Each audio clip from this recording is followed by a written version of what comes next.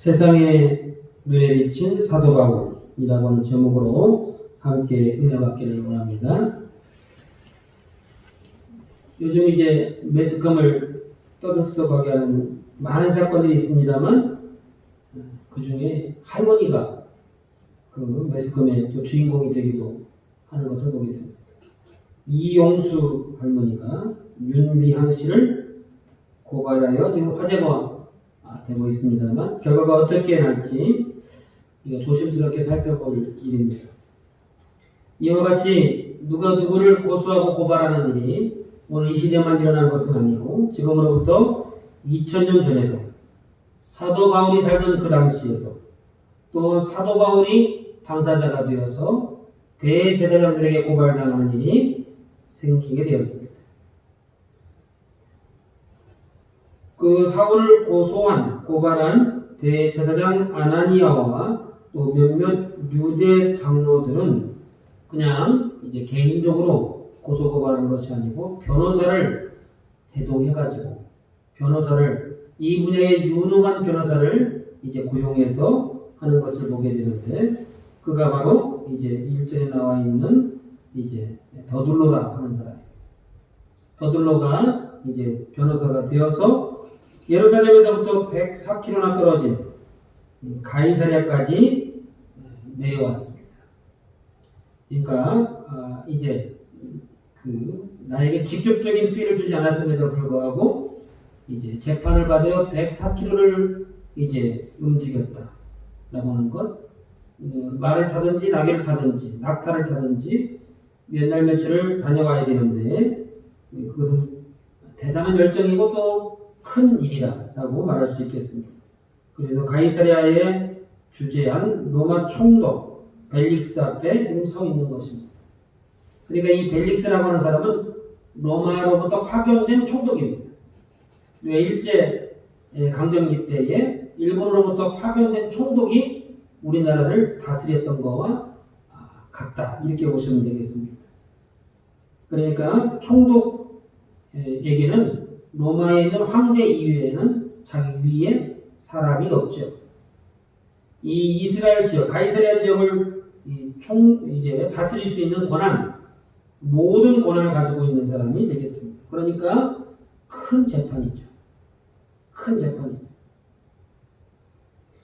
이제 유대인에게도 다른 민족과는 다르게 굉장히 관대하게 관용 정치를 베풉니다. 로마가. 왜냐하면 이스라엘 백성들은 호전적이고 특별히 하나님에 대해서 자극을 하면 이제 이스라엘 백성들이 물불을 가리지 않고 막 일어납니다. 그러니까 로마로부터는 굉장히 골칫거리예요. 그래서 강압 정치를 하지 않고 관용 정치, 그들의 편의를 봐주는, 그래서 어느 정도의 권한을 부여했습니다. 그러니까 자치적으로 알아서 할 수 있도록 사례들인 공회를 만들어서 자신들이 재판도 하고 또 행동도 보고 또 여러 가지 일들을 처리할 수 있도록 해줬는데 그것이 로마가 하지 말라는 것을 할 때는 로마의 허락을 받게 되어 있습니다. 사형수를 집행한다든지 이렇게 정치적인 큰 문제가 될 때 그때는 로마의 허락을 받아야 됩니다. 그럴 때 이제 이런 재판을 받게 되는 것이죠. 다시 말하면 유대인의 힘으로는 해결할 수 없는 그것을 가지고 와야 되는데 오늘 그와 같은 일이다. 104km나 떨어진 곳에 변호사를 대동해서 대제사장이 고발한 사건입니다. 매우 큰 재판이다. 이렇게 볼 수 있는데요. 아나니아를 위시한 유대 종교 지도자들은 바울에 대한 사형 판결을 얻기 위해서 온 겁니다. 사형에 대한 권한이 유대인들에게도 원래는 있었어요. 로마의 속국이 된 이후로는 그 권한을 빼앗겼습니다. 모든 것은 자신들이 재판할 수 있는데 사형수를 집행하는 그 판결은 로마의 허락을 받아야 되는데 지금 거기까지 갔다는 것은 사도 바울을 사형시켜달라는 거예요. 이 양반은 죽여야 되겠다라고 말하고 있습니다. 그래서 닷새 동안 친밀한 준비를 하였고 그 준비 과정에서 더둘로라고 하는 유능한 이제 변호사도 선임하게 되었습니다. 그래서 이제 더둘로가 이제 2절부터 4절까지 그 벨릭스 앞에서 이제 말을 서두를 꺼내는 내용을 보면 굉장히 유창하게 능수능란하게 이야기하는 것을 보게 됩니다. 그러므로 이제 우리는 그들이 바울에 대한 송사하는 이 말들을 통해서 이제 세상의 눈에 비친 사도 바울의 모습은 어떤 모습이었을까? 우리가 한번 짐작하고 또 살펴보려고 합니다. 과연 바울은 그들의 눈에도 이제 자신들의 기득권을 흔드는 자신의 위치를 위협하는 존재로 다가왔습니다. 그러니까 고발하죠. 이렇게 사도 바울이 복음을 전하고 그것으로 인해서 교회가 세워지고 그것으로 인하여 이제 이스라엘 백성들이 집결하는 걸 보고 단합하는 걸 보고 대제사장들이 이제 위협을 느끼게 되었다. 그 얘기입니다. 지도력을 상실하게 되었어요. 이렇게 놔뒀다가는 이제 자신들의 자리가 위협을 받게 되고 또 나라가 자신들이 보기에는 뒤집어질 그런 형국이 있었기 때문에 그래서 이제 이 사도 바울은 없애야 되겠다라고 마음을 먹게 된 것이죠. 그러면 무엇이라고 고발했을까요? 첫 번째는 전염병 같은 자다 이렇게 말을 했습니다. 5절에 보니까 5절과 6절에 그 고소 내용이 나와 있습니다. 5절에 보니까 우리가 보니 이 사람은 전염병 같은 자다 이렇게 말하죠. 사도 바울을 그의 원수들이 보기에는 전염병 같은 사람이에요. 전염병 하면 지금까지는 피부에 잘 와닿지 않았는데 요새 이제 코로나19가 전염병 아닙니까? 그러니까 우리가 피부적으로 와닿죠. 전염병 같은 자. 언제 어느 순간에 전염이 돼가지고 삽시간에 퍼져버리니까 이 전염병 같은 자다 이렇게 말하고 있습니다. 이 말의 의미는 무엇인가요? 사도 바울이 말씀을 증거하고 교회를 세우고 이제 그의 제자들을 가르칠 때에 이제 많은 사람들이 예수를 믿고 변화된 삶을 살더라는 거예요. 자신들이 가르쳐준 그 가르침대로 살지 않고 사도 바울이 가르쳐준 그 가르침대로 살려고 노력하고 있고 그렇게 또 현장에서 이루어지고 있고 그것이 영향력을 미치게 되더라는 것이죠. 그래서 이제 그런데 그것이 한두 명이 그런 것이 아니고 많은 사람들이 그렇게 하고 있고 자고 나면 어제 보고받은 것과는 또 다른 형태가 이루어지고 자꾸 자신들의 통제할 영역을 넘어서는 거예요. 통제권을 넘어서게 되고 이제 자신들이 관리하기가 매우 어려워졌기 때문에 이 사람들은 이제 전염병 같은 사람이다. 오죽했으면 대제사장들과 유대 장로들이 고소고발을 했겠습니까? 오죽하면 그 많은 사람들을 따른다고 한다면 사도 바울을 죽이면 또다시 이것으로 인한 지도력에 이제 공격을 받게 되고 자칫 잘못했다가는 백성들의 이제 소요가 일어날 수 있는데 그것을 감수하고라도 사도 바울을 죽여야겠다는 거예요. 그만큼 영향력이 컸다라고 하는 것을 보게 됩니다. 그래서 이 사람은 전염병 같은 존재다 이렇게 표현하고 있는 것을 보게 됩니다. 결국 이제 이 사람은 전염병 같은 자라 이 한 문장에서 사도 바울의 전도 활동은 많은 사람들에게 엄청난 영향력을 주었다라고 하는 것을 우리가 미루어 짐작할 수 있게 됩니다.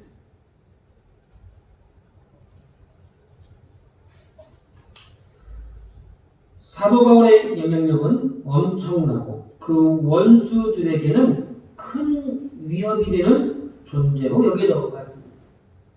그러니까 우리에게는 예수를 믿는 사람들에게는 사도 바울은 이제 교회의 큰 일꾼이요 기둥 같은 존재요 우리를 이끌어가는 리더자입니다만 상대방이 보기에는 이제 꼭 없어야 되는 존재요 이제 내 생명을 위협하는 존재죠.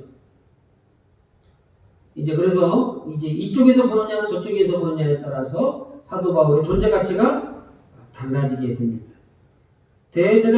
제사장들과 장로들은 바울이 전하는 복음을 믿지도 않았지만 바울이 전하는 복음의 영향력은 매우 큰 전도자인 것을 부정할 수 없었던 것이죠.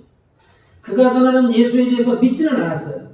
그러나 그가 전하는 예수로 인하여 이제 큰 영향력을 미친다고 하는 것을 실감하기 때문에 고소고발한 겁니다.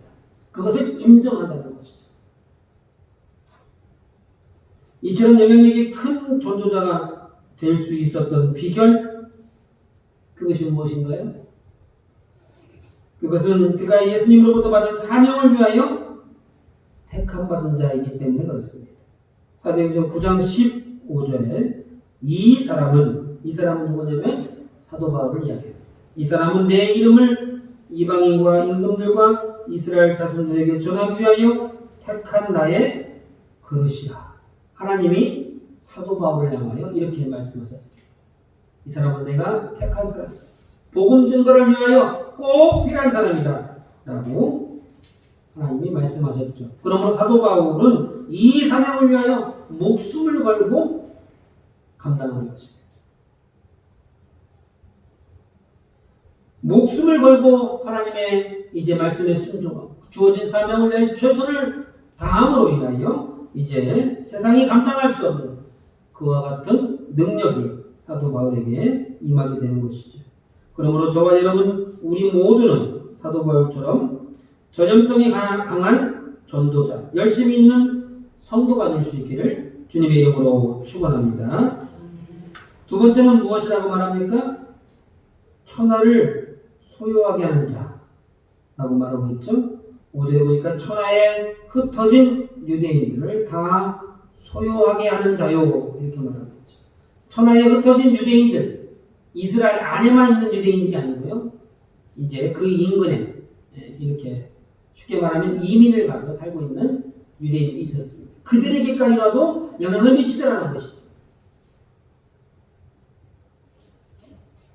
소유라고 되어 있죠. 유대인들을 다 소유하게 하는 자라. 소유라고 하는 말은 폭동, 반란 그런 의미를 갖고 있습니다. 변호사 더둘로가 바울을 뭐라고 소개하고 있어요? 이제 폭력을 선동하는 자라고 이렇게 소개하고 있습니다. 이거는 정치적인 용어죠. 정치적인 용어. 일반 이제 민사 소송이 걸려 있는 뭐 예를 들어서 자동차가 부딪혀서 소송이 벌어졌다든지 하는 데서는 나오는 말이 아닙니다. 어디에서 나오는 거예요? 많은 청중을 이제 선전선동하고 그들의 마음을 움직여가지고 이제 정부를 대항하게 하는 그럴 때 쓰는 단어가 소유입니다. 이제 그래서 폭동, 반란 그런 의미를 가지고 있는 것이죠. 그러니까 이 더둘로가 지금 사도 바울을 어디로 몰고 가는 거예요? 순수하게 복음을 증거하는 이제 복음 전도자, 영적인 문제에 관련된 자를 정치적인 선동가로 정치적인 문제로 결부시키는 거예요. 그러니까 이제 대제사장들 입장에서는 매우 유능한 변호사가 될 것이고 사도 바울 입장에서는 말도 안 되는 협착꾼이죠. 거짓말장이고 수단 방법 가리지 않는 그런 변호사일 것이죠. 세상의 눈에 비친 바울은 어떤 사람이었습니까? 천하를 소유하는 자라고 소개하고 있습니다. 이 말의 의미는 무슨 뜻이냐면 바울이 영적 전투의 승리자로서의 자리를 차지하고 있음을 말하고 있는 것이죠. 영적인 전투에서 승리자라 그 얘기입니다. 바울은 자신이 처한 어려운 환경 속에서도 영적 전투의 승리자로서 원수들을 두렵게 만든 장본인이 되었습니다. 그는 가는 곳마다 그리스도의 피 묻은 복음으로 마귀의 세계를 어지럽게 하고 마귀로부터 반란을 일으키는 이제 악한 세력의 안에서 그들을 소유케 하는 그런 일들을 하게 되는 것을 보게 됩니다. 그러므로 오늘 우리에게 필요한 것이 있다면 사도 바울이 가졌던 영적 전투의 열정이 저와 여러분에게도 필요한 줄 압니다. 또한 이것을 향하여 담대한 믿음이 있었던 것이죠. 열정만 있는 것이 아니고 담대한 믿음이 있어서 이제 복음의 원수된 자들이 보기에 천하를 소유케 하는 모습이 저와 여러분들에게도 필요한 것을 믿으시기를 바랍니다. 그러므로 우리 각자는 삶의 반경 안에서 만나는 사람들에게 그리고 가정과 자녀와 부모 형제에게 복음으로 불을 지르는 사람이 되어야 한다. 그 얘기. 우리도 예수 안 믿는 사람들 안에서 소요를 일으키는 자가 되어야 된다. 그 얘기를 하고 있는 것이죠. 우리가 바울처럼 천하까지는 아니라도 이제 적어도 우리가 살고 있는 가정과 또 직장과 사업장을 향하여 복음을 전하고 그것 때문에 못 살겠다고 저 사람 좀 어떻게 좀 해달라고 할 만큼 그만큼 그 주변에 안 믿는 사람들에게 영향력을 끼칠 수 있어야 한다고 하는 것이죠. 이것은 복음의 열정이요 담대한 믿음에서 나오는 것입니다. 그러므로 저와 여러분들도 사도 바울과 같이 복음의 열정을 붓는 저와 여러분 되시기를 주님의 이름으로 축원합니다. 마지막 한 가지를 더 보려고 하는 것은 죽은 자의 부활을 외치는 자였다. 이렇게 말할 수 있습니다. 21절에 보니까 오직 내가 그들 가운데 서서 외치기를 내가 죽은 자의 부활에 대하여 오늘 너희 앞에 신문을 받는다 한 이 한 소리만 있을 따름이니라. 사도 바울이 뭐라고 말하냐면 나를 신문하여서 이제 최종적으로 쥐어짠다 하더라도 나에게서 나올 수 있는 것은 부활밖에 없다 그 얘기를 하고 있어요. 내가 한 것은 부활에 대한 증거고 부활에 대해서 내가 담대하게 외친 것 그것밖에 없다. 그 얘기를 지금 하고 있는 것이죠. 그러므로 사도 바울이 무엇을 말하고 있습니까? 내 복음의 핵심은 부활이다. 그것이 21절의 내용이 되는 것입니다. 사도 바울은 세상 사람들이 보기에는 나사렛 예수라는 이제 선지자가 부활했다. 우리도 예수님처럼 죽은 자가 다시 부활한다. 라고 하는 이제 허황된 말을 퍼뜨리는 자로 비춰졌습니다. 사도 바울이 그렇게 복음 전했을 때 예수님은 부활하셨고 우리도 예수님처럼 부활할 수 있다라고 복음을 전했는데 세상 사람들이 보기에는 허황된 얘기요, 거짓말이요, 사기꾼처럼 보여졌다 그 얘기입니다. 그래서 이제 복음신앙의 선포자라고 하는 그 별명은 누가 붙여준 것입니까? 세상 사람들이 붙여준 겁니다. 세상 사람들이 저 양반은 입만 열면 그냥 부활이요. 말이 되는 소리를 해야지 하면서 붙여준 이름이 이제 부활신앙의 선포자인 것이죠.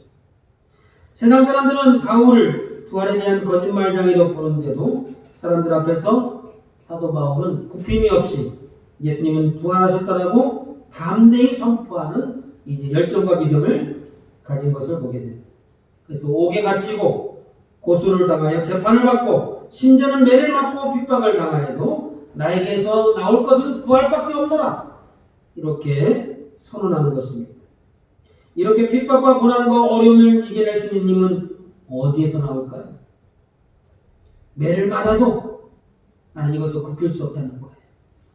감옥에 갇혀서 언제 나올지도 모르는 내 청춘이 감옥 안에서 썩어진다 할지라도 나는 예수님을 포기할 수 없다. 이것은 도대체 어디서 나오는 것일까?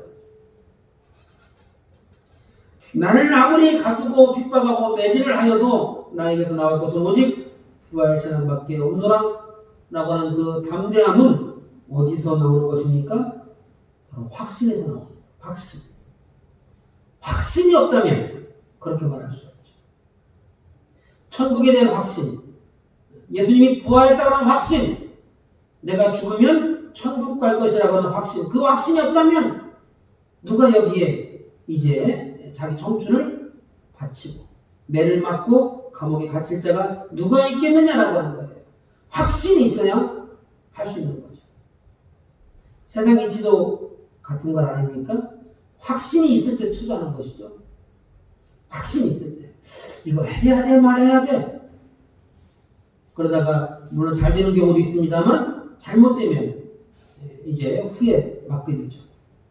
그러니까 무슨 일이든지 확신이 있을 때에 이제 자신의 것을 이제 투자하고 또 강하게 말할 수 있는 것입니다. 내가 기도하면 하나님이 반드시 응답해 주신다고 하는 그 확신, 그 확신이 없으면 기도할 수 없습니다. 거꾸로 얘기해 볼까요? 기도하지 않는 자는 확신이 없는 거예요. 확신이 있다면 기도할 수밖에 없습니다. 확신이 없기 때문에 이제 거기에 대한 열정도 없고 믿음도 없고 담대함도 나오지 않는 것이죠. 하나님 말씀에 순종할 때 하나님이 복을 주시고 나를 인도해 주신다고 하는 확신이 있어야만 비로소 말씀에 대한 순종할 용기가 생기는 겁니다. 이것도 뒤집어서 얘기해 본다면 이제 하나님이 나를 인도해 주신다고 하는 확신이 없기 때문에 말씀에 순종할 엄두도 내지 못하는 겁니다. 무엇을 순종해야 되는지부터 생각도 안 하는 것이죠. 예배를 통해서 하나님을 만난다고 하는 확신이 있어야 예배에 목숨을 걸 수 있는 겁니다. 예배에 목숨을 걸지 않는 것은 이제 하나님을 만난다고 하는 확신이 없기 때문에 그렇죠. 내가 예배 시간에 가지 않으면 나를 기다리실 하나님 앞에 내가 어찌 설 수 있을까? 라고 하는 그 부끄러움이 있다면 예배에 나오지 않을 수 없다라고 하는 것입니다. 내가 쓰는 물질이 하나님이 주셨다고 하는 확신이 있어야 비로소 11조를 할 수 있는 겁니다.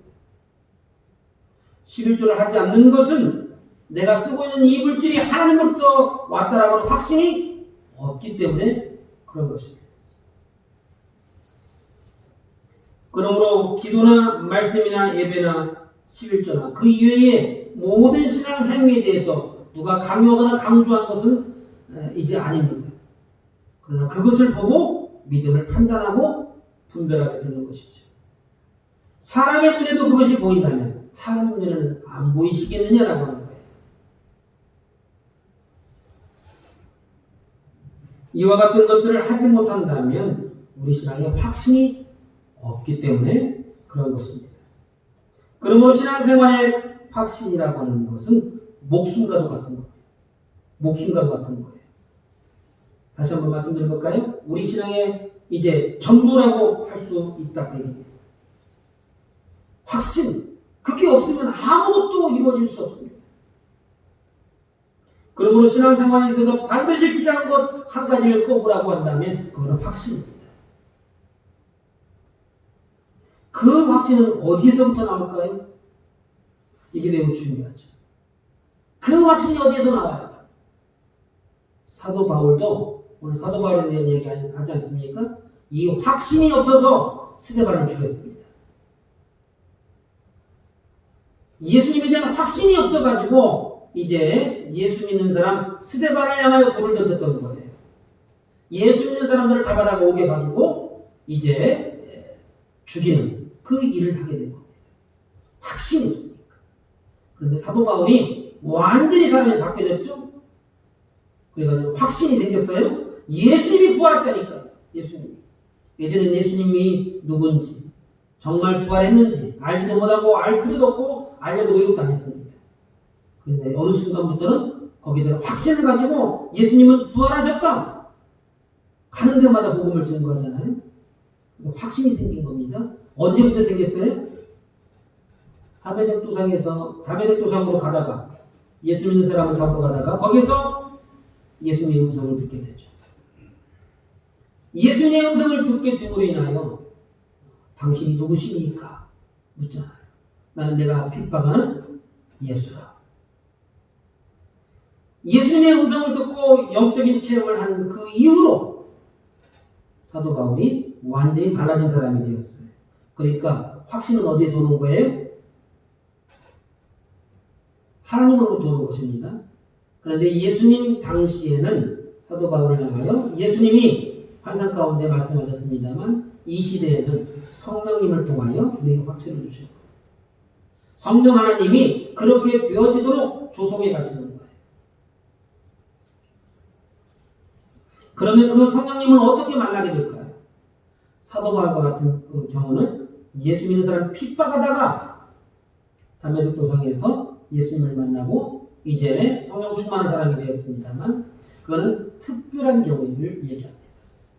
모든 성도들을 그런 특별한 경우로 가르칠 수는 없어요. 그렇게 특별한 경우로 가르치려고 하다 보면 마귀가 틈을 타고 잘못된 사람들이 생기게 되죠. 잘못된 영을 받아서. 그래서 교회는 보편적인 이제 방법을 가르치는 것입니다. 물론 그 특별한 경우가 간혹 100명 중에 한두 명 나오면 그분은 또 그 분대로 또 길을 안내를 해줘야 되겠죠. 그러나 대부분의 경우는 보편적인 경우로 가게 되죠. 성령 체험은 어떻게 할 수 있는 건가요? 어떻게 할 수 있는 것입니까? 성령님은 어떻게 만나게 되느냐라고 하는 거예요. 성경이 말씀하고 있는 것은 말씀을 통해서 하나님을 만나게 된다. 이렇게 말씀하고 있죠. 하나님 말씀을 읽다가 하나님을 만나게 되고, 말씀을 읽다가 내가 죄인인 것을 깨닫게 되고, 말씀을 읽다가 하나님이 살아계신 것을, 그것이 믿어진다. 그 얘기예요. 그것을 체험해보지 않으면, 아니, 성경 읽다가 무슨 하나님이 살아계신 것이 어떻게 믿어져? 체험해보지 않으니까 그런 얘기를 하는 거예요. 성경을 깊이 묵상하고 읽으면 하나님이 내 안에서 역사하시는 것이, 살아계신 것이 막 피부로 느껴지고, 내가 죄인인 것이 깨달아지고, 눈물로 고백하지 않으면 안 되는 그런 상황으로 하나님이 나를 몰고 가시는 것을 느끼게 되는 거예요. 체험하게 된다. 그 얘기. 그와 같은 영적인 체험은 말씀을 통해서 해주시는 것이 보편적인 방법입니다. 그런데 그 말씀을 읽다가라고 하는 그 읽다가는 정독을 이야기하는 겁니다. 정독. 다독을 통해서도 하나님이 역사하십니다. 다독을 통해서도. 그러나 대부분의 경우는 정독. 이제 한 장을 읽어도 깊이 읽는 것. 그게 굉장히 중요하죠. 설교를 듣는 것도 매우 은혜로운 것입니다만 자신이 직접 읽고 기도하는 것이 더 중요합니다. 설교자는 돕는 자여 길을 안내하는 자일 뿐이지 영적 체험까지 이르게 하는 것은 쉽지 않습니다.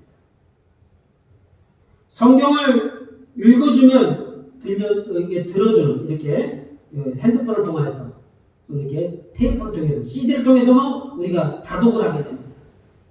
그것도 매우 은혜로운 일입니다만 그러나 성령 충만, 성령 체험까지 이르기는 어렵죠. 그냥 성경에 이런 얘기도 있구나 라고 지식적으로 받아들이는 것. 그러니까 추천할 만한 방법은 못 됩니다. 부득불 내가 급하니까 또는 너무 사모해서 그렇게 할 수는 있습니다만 이제 성령 충만을 받기에는 이제 부족한 면이 많이 있습니다. 어쨌든지 이제 말씀을 빼놓고는 우리의 신앙을 말할 수 없습니다. 말씀을 통해서 확신이 오기 때문에 말씀을 빼놓고는 담대함도 없는 것이고 이제 복음의 증거자가 될 수도 없는 것입니다. 말씀을 읽지 않고서 나에게 믿음이 있다고 말하는 것은 어불성설입니다. 말도 안 되는 소리예요. 잘못 배운 신앙입니다.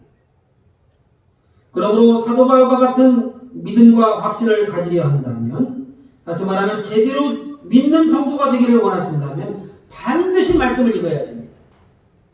자신이 직접 읽고 또 자신이 직접 무릎 꿇어 기도하는 그와 같은 정도, 그와 같은 기도가 반드시 필요한 것입니다.